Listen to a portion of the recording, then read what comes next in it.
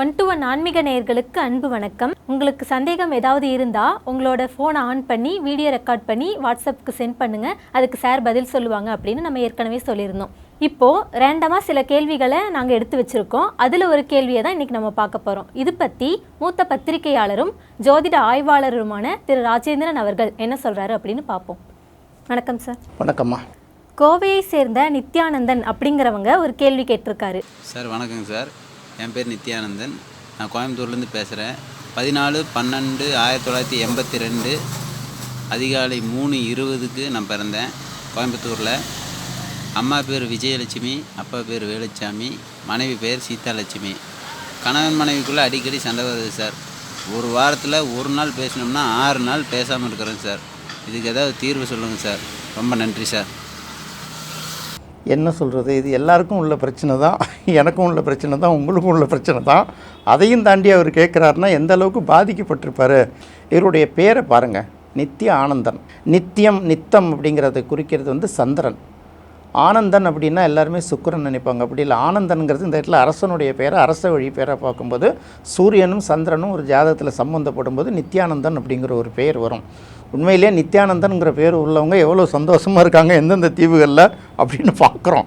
இருந்தாலும் சாதாரண மனிதர்களுக்கு அது எடுபடுமா அப்படின்னு பார்க்கும்போது இந்த பிரச்சனை வந்து அதிகமாக இருக்குது. அதாவது எப்படின்னா, குடும்ப தகராறு வருவதற்கும் சில காரணங்கள் இருக்குது. அதாவது நல்ல கணவராக இருப்பார், ஒய்ஃபு டார்ச்சர் பண்ணிகிட்டு இருப்பாங்க. ஒய்ஃபு ரொம்ப மோசமானாலாக இருப்பாங்க, கணவன் நல்ல மாதிரி குடும்பம் நடத்திட்டு இருப்பாங்க. சில இடங்களில் 2 பேருமே வந்து ஒருத்தர் அனுசரித்து போயிடுவாங்க. இது வந்து காலத்தோட இயல்பு, நம்மளோட ஜாதக அமைப்புப்படி தான் ஒன்று ஒன்று நம்ம பார்க்குறோம். இப்போ இவருடைய ஜாதகத்தில் இதுக்கு என்ன காரணம் அப்படிங்கிறத பார்த்துட்டு இதுக்கு நல்லா முடிஞ்சதுன்னா நம்மளால் ஒரு சொல்யூஷனை சொல்லுவோம். அப்படி பார்க்கும்போது இவர் பேர் வந்து நித்யானந்தன் இல்லையா. இவர் வந்து 14/12/1982 3:20க்கு பிறந்திருக்காரு. பிறந்தது வந்து கோயம்புத்தூர். அப்பா பேர் வந்து வேலுசாமி, அம்மா பேர் வந்து விஜயலட்சுமி, ஒய்ஃப் பேர் வந்து சீதாலட்சுமி. இவருடைய அந்த டைம் படி ஜாதகத்தை நம்ம எடுத்தோம்னா இவர் வந்து அனுஷ நட்சத்திரம் விருச்சிக ராசியில் பிறந்திருக்காரு. லக்னம் வந்து துலாம் லக்னம். லக்னத்திலே சனி, 2ஆம் இடமான விருச்சிகத்தில் சூரியன், சந்திரன், குரு. நம்ம ஏற்கனவே சொன்ன மாதிரி நித்திய ஆனந்தன் அப்படிங்கிறது சூரியனும் சந்திரனும் அந்த ஜாதகத்தில் சம்மந்தப்படணும்னு பார்த்தோம். அது 2ஆம் இடத்துலேயே சம்மந்தப்பட்டிருக்கு. அப்போ நித்திய ஆனந்தமாக இருக்க வேண்டியவர் நித்தியமாக பார்த்திங்கன்னா ஆனந்தத்தை தொலைச்சிக்கிட்டு இருக்காரு அப்படிங்கிறத அவர் சொல்கிறாரு. அடுத்தது 3ஆம் இடத்துல பார்க்கும்போது சுக்கிரன், புதன், கேது 2 சுபக்கிரகங்கள், ஒரு பாவக்கிரகம். அடுத்தது 4ஆம் இடம் அப்படின்னு பார்க்கும்போது மகரத்தில் செவ்வாய் உச்சம் பெற்றிருக்கு.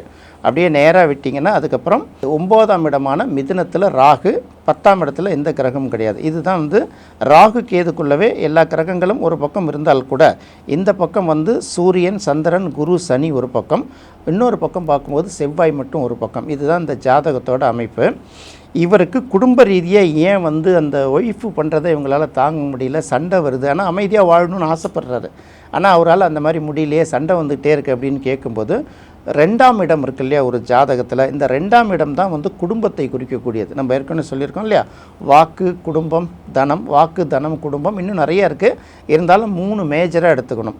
இந்த குடும்பத்துக்கு உரிய கிரகம் 2ஆம் இடமான விருச்சிகத்துக்கு உரிய கிரகம் வந்து செவ்வாய்.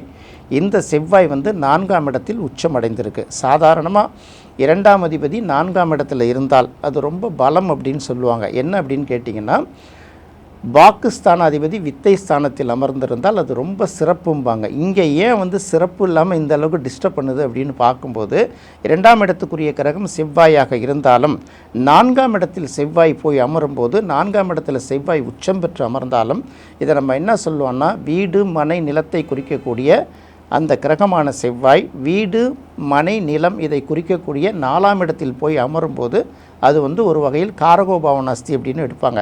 இதை ரொம்ப சுற்றி வளைச்செல்லாம் பார்க்க வேண்டிய அவசியம் கிடையாது. 2ஆம் இடத்துக்குரிய கிரகம் செவ்வாய், அது 4ஆம் இடத்துல உச்சம் பெற்று உட்காந்துருக்கு. செவ்வாய் 4ஆம் இடத்துல உட்காரும்போது அது வந்து காரகோபாவன அஸ்தி. 2ஆம் வீட்டுக்கு உரிய கிரகமாக இருக்கிறதுனால குடும்பத்தில் டெய்லி அந்த குழப்பத்தையும் சண்டை தண்டையும் வம்பு வழக்குகளையும் கொண்டாந்து நிற்கிது அப்படிங்கிறது தெரிஞ்சுக்கணும். 2ஆம் இடத்துல குரு இருக்குது. இது வந்து பார்த்திங்கன்னா துலாம் லக்னத்துக்கு 3ஆம் அதிபதி, இன்னொரு பக்கம் 6ஆம் அதிபதி. அது ஒரு வகையில் பார்க்கும்போது அது பெரிய நல்லது அப்படின்னு எடுக்க முடியாது. குரு வந்து நல்ல கிரகமாக இருந்தாலும் துலாம் லக்னத்துக்கு நல்ல கிரகம் கிடையாது. இன்னொரு பக்கம் பார்க்கும்போது 6ஆம் அதிபதியாக அவர் 2ஆம் இடத்துல உட்கார்றாரு. துலாம் லக்னத்துக்கு பாதகாதிபதி அப்படின்னு சொல்லக்கூடிய சூரியனும் 2ஆம் இடத்துல உட்காந்துருக்காரு. அப்போ தினமும் பார்த்திங்கன்னா குடும்பத்தில் போர்க்களம். இது வந்து ஹஸ்பண்ட் அண்ட் ஒய்ஃபு சண்டையாக போகிற வரைக்கும் ரொம்ப சந்தோஷமாக பார்த்துக்கிறது ரொம்ப நல்லது. இதுக்கு என்ன பரிகாரம் அப்படிங்கிறத நம்ம மெயினாக பார்க்க போகிறோம். அப்போ குடும்பஸ்தானத்துக்குரிய கிரகமான செவ்வாய் 4ஆம் இடத்துல போய் உட்காந்துருக்கிறதுனால மேக்சிமம் சொந்த இடத்தில் இருந்தால் அதை வாடகைக்கு விட்டுட்டு நம்ம ஒரு வாடகைக்கு போகிறது நல்ல விஷயமா இருக்கலாம். தன்னுடைய பேரில் வீடு மனை நிலம் ஏதாவது இருந்தால் கூட அதை வந்து கொஞ்ச நாளைக்கு மற்றவர்கள் பேருக்கு நம்பிக்கைக்குரியவர்கள் பேருக்கு மாற்றி கொடுக்கலாம். 2வது வீட்டை ஒட்டியே தொழில் இருந்தால் கொஞ்சம் தள்ளி வச்சுக்கலாம். இதுதான் முக்கியமான விஷயம். ஏன்னா 2ஆம் இடத்துக்குரிய செவ்வாய் 4ஆம் இடத்துல இருக்குது. அடுத்தது பாதகாதிபதியே 2ஆம் இடத்துல உட்காந்துருக்கு இல்லையா, நம்ம என்ன பண்ண முடியும்? அப்போ குடும்பஸ்தானத்திலே பாதகாதிபதி உட்காரும்போது ரொம்ப சண்டை தான் நடந்துகிட்டு இருக்கும். இதுக்கு என்ன பண்ணலான்னா நம்ம சிம்பிளாக ஒரு பரிகாரம் சொல்கிறோம். சூரியன் சந்திரன் குரு 3மே சேர்ந்து உட்காந்துருக்கு. இது 3 நல்ல கிரகம்தான். சந்திரன் இந்த இடத்துல நீச்சம் பெற்று உட்காந்துருக்கிறது, சூரியன் வந்து பாதகாதிபதியாக உட்காந்துருக்கு, குரு வந்து 6ஆம் அதிபதியாக உட்காந்துருக்கு. அது என்ன பண்ணலான்னு கேட்டிங்கன்னா, இவர் வந்து கோயம்புத்தூர் பக்கத்திலே இருக்கிறதுனால அவர்களுக்கு பக்கத்தில் என்னென்ன மாதிரி பரிகார தலங்கள் அப்படின்னு பார்க்கும்போது சந்திர மௌலீஸ்வரர் அப்படிங்கிற பேரில் உள்ள சிவன் கோயில் அவங்க இருக்கிற பகுதியை சுற்றி எங்கே இருக்குதுன்னு பார்த்து ஞாயிற்றுக்கிழமை அன்னைக்கு அங்கே போய் தரிசனம் பண்ணாங்கன்னா ஓரளவு கட்டுக்குள் வரத்துக்கு வாய்ப்பு இருக்குது. அதுக்கடுத்தது ஒய்ஃபோட ஒரு அன்பாக பேசணும்னு நினச்சாங்கன்னா கொஞ்சம் பச்சை பயிரை எடுத்து ஒரு பாக்கெட்டில் மடிச்சுட்டு ஒரு பொட்டனை மாதிரி மடித்து எப்போதும் பாக்கெட்டில் வச்சுக்கணும். அதாவது எப்படின்னா சில விஷயங்களை கண்ட்ரோல் பண்ணணும்ல, துஷ்டரை கண்டால் தூரம் விலகுன்னு சொல்கிறாங்கல்ல. அப்போ ஒய்ஃப் வந்து சண்டை போடாமல் இருக்கணும்னாலே ஒய்ஃபோட பேசும்போது கொஞ்சம் பச்சை பயிரை மடித்து பாக்கெட்டில் வச்சுக்கிட்டு பேசினார்னா கொஞ்சம் அது குறைவாக இருக்கும்.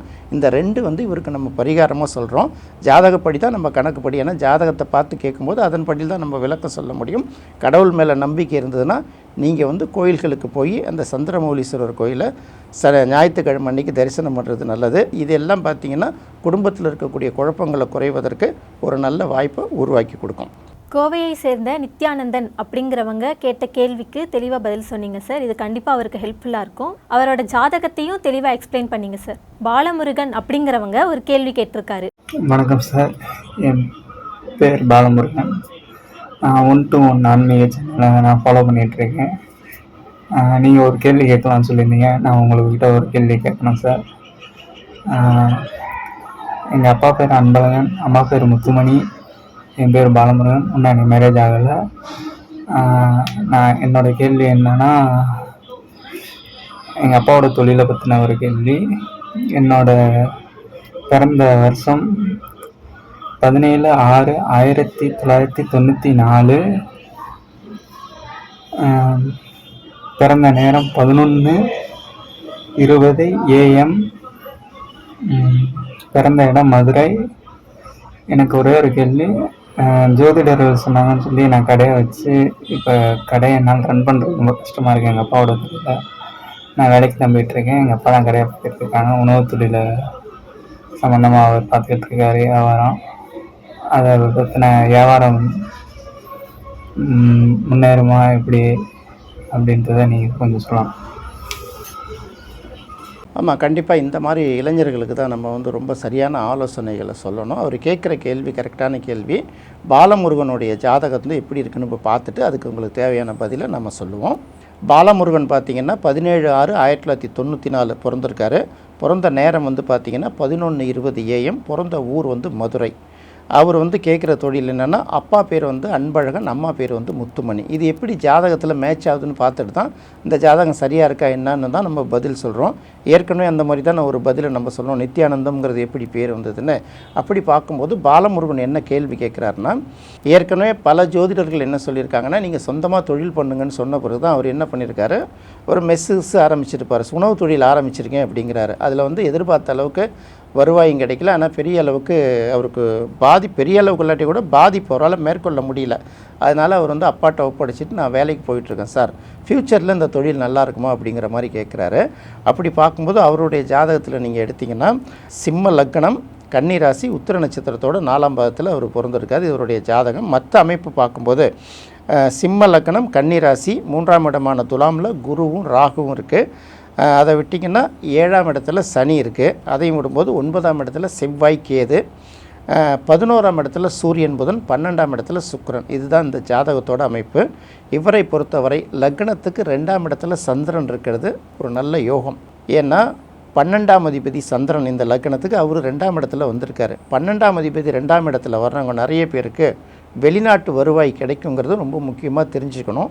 அதுக்கு அடுத்தது பார்க்கும்போது ஜாதகத்தோட 10ஆம் அதிபதி வந்து சிம்ம லக்னத்துக்கு 10ஆம் அதிபதி சுக்கிரன், அவர் 12ஆம் இடத்துல இருக்கார். எப்படி பார்த்தாலும் இவருக்கு வந்து வெளிநாட்டு வருவாய் கிடைத்தாகணும். வெளிநாடு சம்மந்தப்பட்ட வாய்ப்புகள் ஏதாவது கிடைச்சது இவர் பயன்படுத்திக்கிட்டார்னா அவருக்கு இது சக்ஸஸ்ஃபுல்லாக இருக்குங்கிறதும் ஃபஸ்ட்டு தெரிஞ்சுக்கணும். அடுத்தது தந்தையார்கிட்ட தொழிலை ஒப்படைச்சிருக்கேன் அப்படின்னு சொல்கிறாரு. தந்தையார் அப்படின்னு பார்க்கும்போது ஒரு பக்கம் 9ஆம் இடத்துல செவ்வாயோட கேது சேர்ந்துருக்கு.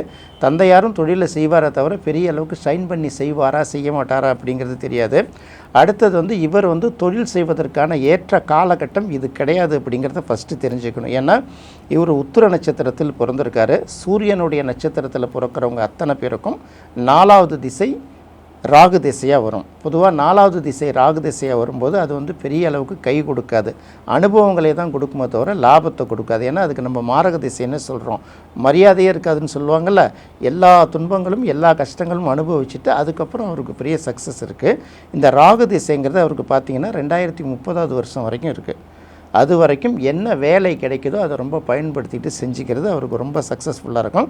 இவர் வந்து லைஃப்பில் ஜெயிச்சிடுவார், கண்டிப்பாக ஜெயிச்சிடுவார். எப்படி ஜெயிச்சிடுவார்னு கேட்டிங்கன்னா, இவருக்கு என்ன தான் பொருளாதார கஷ்டங்கள் இருந்தால் கூட, என்ன தான் நெருக்கடியாக இருந்தால் கூட, அவருடைய அடிப்படை தேவையை நிறைவேற்றுவதற்கான பணம் எங்கேருந்தாவது இவருக்கு வந்து சேர்ந்துடும். இதுக்கு காரணம் என்னென்னா, இவருக்கு 11ஆம் இடத்துல சூரியன் இருக்குது. 11ஆம் இடத்துல இருக்கக்கூடிய சூரியன் வந்து இவருக்கு தேவையான பணத்தை எங்கேருந்தாவது கொண்டாந்து சேர்த்துரும்.